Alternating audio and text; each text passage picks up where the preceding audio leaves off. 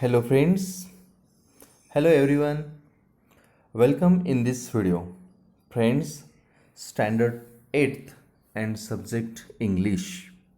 1.2 Androclus and the Lion. Friends, today we are going to discuss on warming up and chit chat of 1.2 Androclus and the Lion. So, open page number 6 and pay attention in this video. Also, you must keep a pen and notebook with you. Friends, आज आपण आजच्या या व्हिडिओमध्ये 1.2 Androcles and the lion या कथेची चर्चा करणार आहोत. तत्पूर्वी 1.2 यामध्ये आपण वॉर्मिंग अप आणि चिटचॅटवरती चर्चा करूया. आपण सर्वजण पान नंबर 6 ओपन करूया आणि त्याचबरोबर आपल्यासोबत वही पेन ही असू द्या. आपणाला चर्चा करत असताना जे अपरिचित शब्द असतील, अपरिचित शब्द असतील, त्यांचे उच्चार, अर्थ हेही आपण शिकूया आणि त्यावेळी आपण ते नोट डाऊन करून घेऊया. Okay friends, page number 6, 1.2 Androcles and the lion. First activity chitchat गप्पा गोष्टीमध्ये पहिली ॲक्टिव्हिटी आहे. आपल्याला गप्पा गोष्टीमध्ये पहिला प्रश्न दिला आहे, have you इवर helped anyone? Y? Have you इवर helped anyone and Y? तुम्ही कधी कोणाला मदत केली आहे का आणि का? कधी कोणाला मदत केलेली आहे आणि का, असा प्रश्न आहे. तर आपण सर्वांनी कोणाला ना कोणाला कधी ना कधी मदत ही केलेलीच आहे. आत्तापर्यंत आपण मदत केलेल्या गोष्टींची यादी आपली लांब लचक यादी होईल, ते आपण या ठिकाणी बनवायची आहे मित्रांनो. मग ती मदत तुम्ही घरी केलेली असेल, फॅमिली मेंबरना केलेली असेल, आपल्या नेबरना केलेली असेल, फ्रेंड्सना केलेली असेल, तर या सगळ्या केलेल्या मदती आठवा. तुम्ही असं म्हणू शकाल, I always help my parents at home because I owe something to them. किंवा असंही म्हणू शकाल, येस, स्पेसिफिक तुम्ही सांगू शकाल की कोणाला काय मदत केलेली आहे. Yes, I once helped an old man cross the road. I helped him because he remembered me, he reminded me of my own grandfather who was no more with me. Moreover, it is a noble act to help someone. हो, मी एकदा एका वृद्ध व्यक्तीला मदत केलेली आहे. रस्ता पार करण्यासाठी त्यांना मदत केली. त्यावेळी त्यांच्याकडे पाहून मला माझ्या आजोबांची आठवण झाली की जे आजोबा आता आमच्यासोबत नाही आहेत. आणि काही झालं तरी मोरोवर शिवाय एखाद्याला मदत करणं हे खूप उदात्त कार्य आहे. त्यामुळं मी मदत केली. Yes, I once helped an old man cross the road. I help him because he reminded me of my own grandfather who was no more with me. Moreover, it is a noble act to help someone, असं तुम्ही म्हणाल.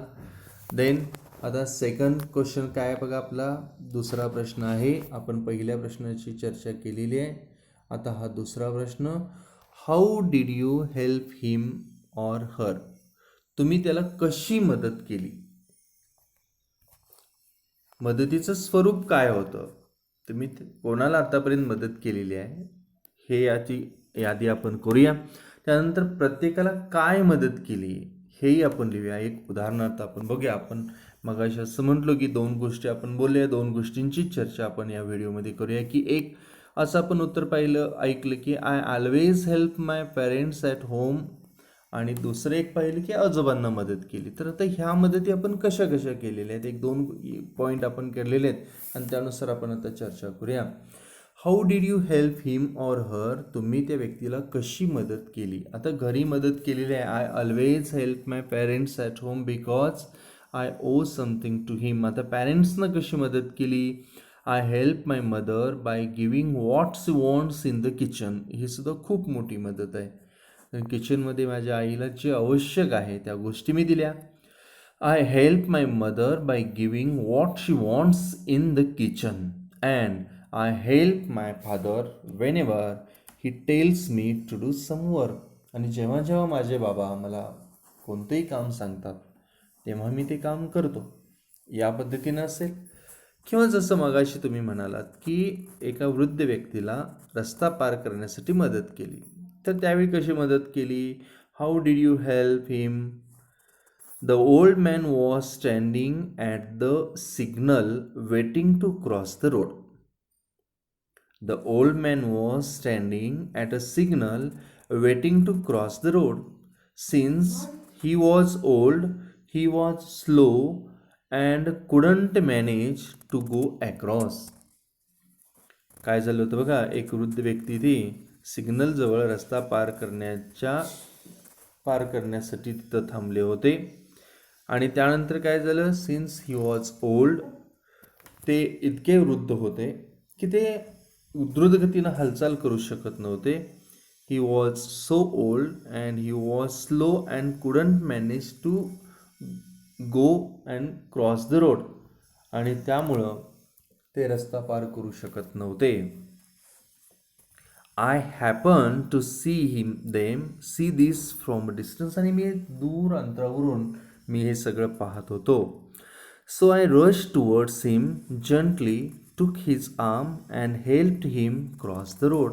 त्यामुळे मी घाईघाईत गेलो, त्यांचा हात पकडला, हळुवारपणे हात पकडला आणि मी त्यांना रस्ता पार करण्यास मदत केली. अशा पद्धतीनं तुम्ही ज्यांना मदत केली ती कशी केली हेही तुम्ही सांगू शकता. Next question number 3. आता आपणाला तिसरा प्रश्न आहे बघा, कोणता आहे? Has anyone ever helped you in your need? आतापर्यंत तुम्ही मदत केलेली आहे, पण तुम्हाला कोणी मदत केलेली आहे का? तुम्हाला गरज असताना तुम्हाला कोणी मदत केली आहे का? तुम्ही आता तुम्हाला मदत करणाऱ्या लोक आठवा, तुम्हाला त्या घटना आठवतील. मग तुम्ही म्हणाल once or one of my close friends helped me in my hour of need. मला माझ्या कामाच्या वेळेला, मला माझी गरज होती त्यावेळेला माझ्या क्लोज फ्रेंडपैकी एकानं मदत केली, असंही तुम्ही म्हणाल. किंवा असा एखादा प्रसंग तुम्ही सांगू शकाल की जेव्हा तुम्हाला मदत केलेली, it may be known or unknown person. मग ती मदत तुमच्या ओळखीच्या व्यक्तीकडून असो किंवा तुमच्या अनोळखी व्यक्तीकडून असो, अशीही मदत तुम्ही उल्लेख करू शकता. How has anyone ever helped you in your need? तुम्हाला तुमच्या गरजेच्या वेळेला कोणी मदत केली आहे का? Yes, most of the times when I was in need there was someone out there to help me. हो, जेव्हा जेव्हा मला गरज भासते तेव्हा तेव्हा मला कोणी ना कोणी मदत करतं. फॉर एक्झाम्पल, एक उदाहरण, I was once to appear for my scholarship examinations at another school. In my hurry I had forgotten to carry my writing material. एकदा काय झालं की मी एका शिष्यवृत्ती परीक्षेसाठी प्रविष्ट झालो होतो आणि ती परीक्षा दुसऱ्या शाळेत होती आणि मी माझ्या घाईमध्ये माझं लेखन साहित्यच विसरून गेलो. दॅट्स वेन अ बॉय, त्यावेळेला एक मुलगा, I did not even know, त्या मुलाला मी ओळखतही नव्हतो, आणि त्यानं lent me his stationery material so that I could appear for the paper without any problems. I expressed my sincere gratitude to him after the exams. आणि माझी त्या मुलाची ओळखही नव्हती आणि तरीही त्या मुलानं मला त्याचं लेखन साहित्य दिलं आणि मी स्कॉलरशिपचा पेपर व्यवस्थित सोडवू शकलो. आणि त्यानंतर मी त्याला त्याबद्दल अगदी सिन्सिअर ग्रॅटिट्यूड मी व्यक्त केली, कृतज्ञता व्यक्त केली. ग्रॅटिट्यूड, कृतज्ञता या अर्थानं. किंवा आणि तुम्हाला अशी कोणी मदत केली असेल तर त्या गोष्टी तुम्ही रिमाइंड करा, आठवा आणि लिहा. Okay. Next question number 4. How did you feel at that time? आणि तुम्हाला जेव्हा मदत केलेली आहे तेव्हा तुम्हाला कसं वाटलं असेल? रिअली? त्यावेळेला तुम्हाला खूप छान वाटलेलं असणार आहे. तुम्हाला तेव्हा कसं वाटलं? I felt very happy and satisfied असं तुम्ही म्हणू शकता. खूप छान वाटलं, समाधान वाटलं. I truly felt grateful to the boy when he went out of his way and lent me his stationery material, although he did not even know me. माझी त्याची ओळख नाही आहे असं असूनसुद्धा माझी गरज बघून त्याने त्याचं स्टेशनरी मटेरियल मला दिलं. त्यावेळेला खरोखर खूप छान वाटलं, समाधानी वाटलं, आनंद वाटला. And next question number 5. How did you show your gratitude to him or her? तुम्हाला ज्याने आत्तापर्यंत मदत केलेली आहे त्यांना तुम्ही तुमची कृतज्ञता कशी व्यक्त केली? तुमची कृतज्ञता व्यक्त करण्याचा तरीका काय होता? कोणती पद्धत होती? कशा पद्धतीनं तुम्ही त्यांना तुमची कृतज्ञता व्यक्त केली? तुम्ही त्याला किंवा तिला कृतज्ञता कशी दर्शवली हेही सांगायचं आहे. समजा तुम्हाला एखाद्या मित्रानं मदत केली तर तुम्ही म्हणाल, I showed my gratitude to him by saying thanks and whenever I got a chance to help him, I helped him. Me thanks म्हणून आभारी आहे म्हणून धन्यवाद व्यक्त केले, कृतज्ञता व्यक्त केली आणि त्याचबरोबर त्याला मदत करण्याची जेव्हा संधी मिळाली तेव्हा मी त्याला मदत केली. या पद्धतीनेही ग्रॅटिट्यूड व्यक्त करता येतात. किंवा असंही तुम्ही म्हणू शकाल, since the boy had help me during the scholarship exams. आता या स्कॉलरशिपच्या एक्झामच्या वेळेला आपण एक उदाहरण घेतलेलं आहे की त्या मुलाची आणि तुमची ओळख नव्हती तरीही त्या मुलानं तो अनोळखी असूनसुद्धा तुम्हाला मदत केली. तसं तुम्हीही जर कोणाला कोणत्या क्षणी मदत लागली तर ती अनोळखी व्यक्ती जरी असली तरी तुम्ही त्याला मदत केली पाहिजे. हीच त्यानं तुम्हाला एक मदत केलेल्याची कृतज्ञता व्यक्त करण्याचा खूप चांगला मार्ग आहे. त्यानं तुम्हाला जी नवीन शिकवण दिलेली आहे ही नवीन शिकवण त्या ठिकाणी तुम्हाला लक्षात येईल. Okay. How did you show your gratitude to him or हर?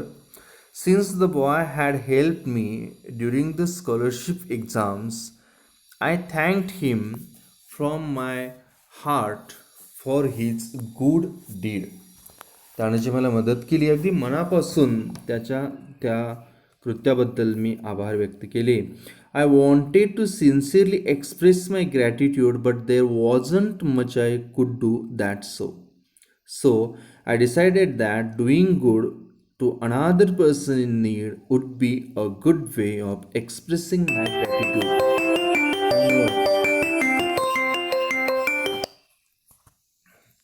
त्यामुळं अगदी जी मदत केलेली आहे ही केलेली मदत ही आपण अनोळखी व्यक्तीला सुद्धा केलेली जी मदत आहे ती मदत आपण आपणाला अनोळखी व्यक्तीने मदत केली आणि आपणही जर कोणाला गरज भासली तर अनोळखी व्यक्तीला मदत करणं हे खूप चांगलं आहे. ही सवयी आपण लावून घेतली पाहिजे. आणि खरं आहे की आपण कोणालाही मदत केली तर ती अगदी निस्वार्थी असावी, त्यामागं कोणता हेतू नसावा. या पद्धतीची आपण मदत करणं हे महत्त्वाचं आहे आणि हेच आपणाला आत्तापर्यंत ज्यांनी मदत केली त्यांच्याबद्दलचे व्यक्त केलेले ग्रॅटिट्यूड, कृतज्ञता म्हणावी लागेल. या पद्धतीनं आपण या 5 प्रश्नांची चर्चा केलेली आहे. तुम्हाला आत्तापर्यंत तुम्ही कोणाला मदत केली आहे का? आणि तुम्हाला कोणी मदत केली आहे का? त्यावेळी तुम्हाला कसं वाटलं? तर असे या प्रकारचे अनुभव तुम्ही लिहा, व्यक्त करा आणि या पद्धतीनं हे एक्स्ट्रा आणखीन तुम्ही लिहिण्याचा प्रयत्न करा. तर नेक्स्ट ॲक्टिव्हिटी काय आहे बघा आपली, डिस्कस विथ युअर बेंचमेट. तुम्ही तुमच्या बेंचमेटशी चर्चा करायची आता आणि discuss with your benchmate and write. Discuss with your benchmate and write down the names of the 5 stories of bravery that you have read or heard. Also name the brave hero or heroine of each story. काय सांगितले? Discuss with your benchmate and write down the names of any 5 stories of bravery that you have read or heard. Also name the brave hero or heroine of each story.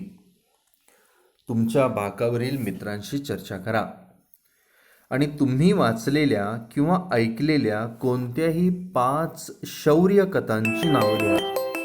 काय करायला सांगितलेलं आहे? तुम्ही वाचलेल्या किंवा ऐकलेल्या अशा कोणत्याही 5 शौर्य कथांची नावं लिहायची आहेत आणि त्या कथातील नायक किंवा नायिका यांचीही नावं आपल्याला लिहायची आहे. Name of the story and name of the hero or heroine असं आपल्याला पूर्ण करायचे. आत्तापर्यंत तुम्ही वाचलेल्या ऐकलेल्या अशा भरपूर शौर्यकथा तुम्हाला आठवत असतील.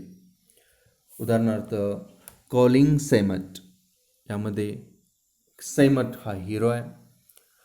Next story Pavankhind. पावनखिंड स्टोरीमध्ये बाजी प्रभू देशपांडे हे हिरो आहेत. झाशी की राणी. झाशी की राणी या स्टोरीत there is Rani Lakshmibai is a heroine of the story. Also David and Goliath. David and Goliath या कथेमध्ये डेव्हिड हा हिरो आहे. आणखीनही तुम्हाला कथा भरपूर अशा आठवतील. The brave goat. The brave गोटमध्ये the goat. Then the brave little boy. The brave little boy यामध्ये हिरो आहे Veer Singh. The monster in the wadwick. The monster in the wadvi या स्टोरीमध्ये द लिटल बॉय हा हिरो ठरलेला आहे. The brave little tortoise and the monster यामध्ये tortoise hero आहे. Fear is soft and smooth. Fear is soft and smooth या स्टोरीत marina ही hero आहे. Also zone of arc. Zone of arc या स्टोरीत zone of arc zone स्वतःच heroine आहे. अगदी आपण याच आपल्या पुस्तकात आपण यानंतर एक स्टोरी पाहणार आहे, पुढच्या युनिटमध्ये आहे ते a heroine of the sea. A heroine of the sea यामध्ये ग्रेस डार्लिंग ही हिरोईन आहे. मृत्युंजय आत्तापर्यंत तुम्ही वाचलेलं असणार आहे, ऐकलेलं असाल. मृत्युंजय यामध्ये कर्ण हा हिरो आहे. रिकॅप्चर्ड विक 514 यामध्ये कॅप्टन विक्रम बद्रा हे हिरो आहेत. विंग्स ऑफ फायर यामध्ये डॉक्टर APJ अब्दुल कलाम हे हिरो आहेत. या पद्धतीनं अशा कितीतरी शूर कथा शौर्य कथा तुम्ही आत्तापर्यंत वाचलेल्या असाल, ऐकलेल्या असाल. या वाचलेल्या ऐकलेल्या शूर शौर्य कथांपैकी कोणत्याही 5 कथांची नावं आपल्याला लिहायची आहेत आणि त्या कथातील हिरो आणि हिरोईन हे आपल्याला लिहून पूर्ण करायचं आहे. हे आपण वहीत लिहायचं आहे. नेक्स्ट ॲक्टिव्हिटी आपली आहे complete the facts about lions choosing from the alternatives. Complete the facts about lions choosing from the alternatives. आपणाला सिंहाविषयीची वस्तुस्थिती ह्या दिलेल्या पर्यायातून योग्य पर्याय निवडून पूर्ण करायचे आहे. सिंहाविषयीची वस्तुस्थिती आपल्याला लिहायची आहे. Complete the facts about Lions हे आपल्याला करायचं आहे. फॅक्ट्स अबाउट लॉयन्स पूर्ण करायचं आहे आणि आपल्याला दिलेल्या पर्यायापैकी योग्य पर्याय वापरून ते वाक्य पूर्ण करायचं. I will read the first sentence. The first fact बघा. लॉयन फॅक्ट काय पहिली. Lions are called dot dot of the jungle. Lions are called dot dot of the jungle. लॉयन्सना जंगलचा काय म्हणतात. Lions are called dot dot of the jungle.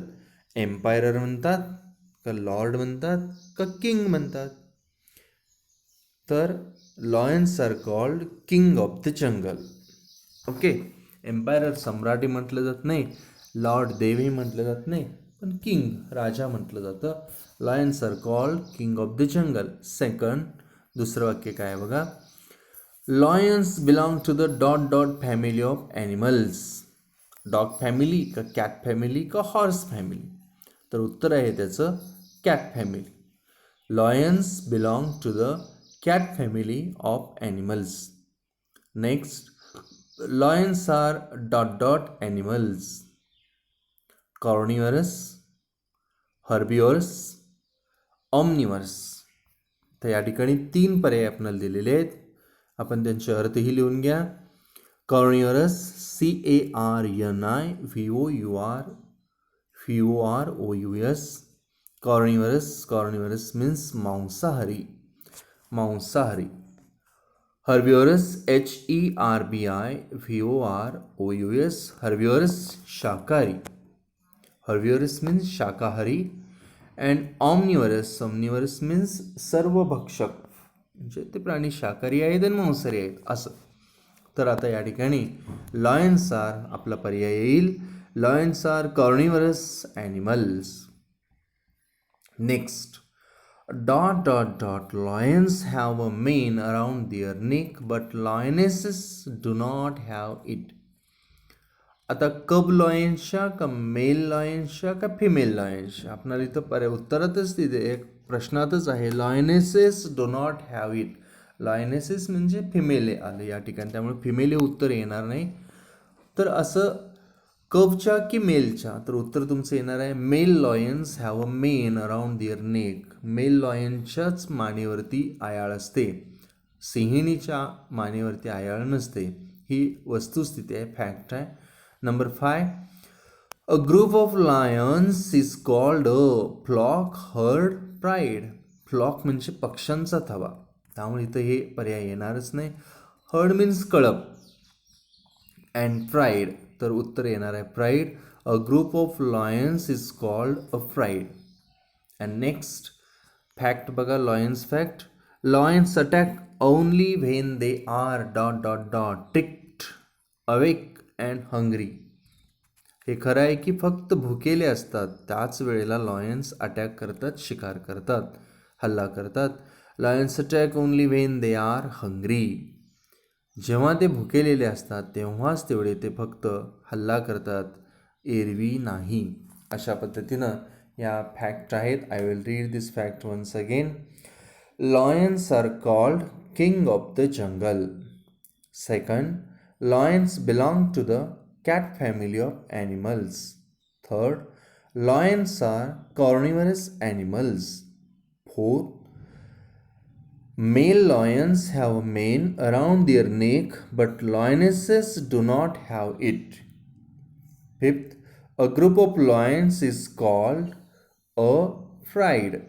And last one, lions attack only when they are hungry. या आपण lions fact पाहिलेले आहेत. Friends, in this way, today we have discussed on the warming up and chit-chat session of 1.2 Androclus and the Lion. Androclus and the Lion या पाठाच्या या स्टोरीच्या आधारे असलेलं warming up, chitchat या प्रश्नांची चर्चा केलेली आहे. Names of stories, brave stories and hero और हिरोईन हे त्यातले आपण लिहिलो. अँड फॅक्ट्स ऑफ लॉयन जे आहेत ते आपण सेंटेन्स पूर्ण केलेले. Okay friends, in this way we have completed the warming up and chitchat of 1.2 Androclus and the Lion. Now friends, all of you write down the warming up in your notebook and also recite the unfamiliar words and phrases in this warming up. मित्रांनो, आपण सर्वजण हे warming अपची जी चर्चा केलेली आहे ते आपल्या वहीमध्ये लिहूया. अपरिचित शब्द लिहून त्यांचे अर्थ सांगितलेले आहेत ते पाठही करूया. Okay friends, and remaining part and story जी आहे ते आपण पुढील व्हिडिओमध्ये आपण त्याची चर्चा करूया.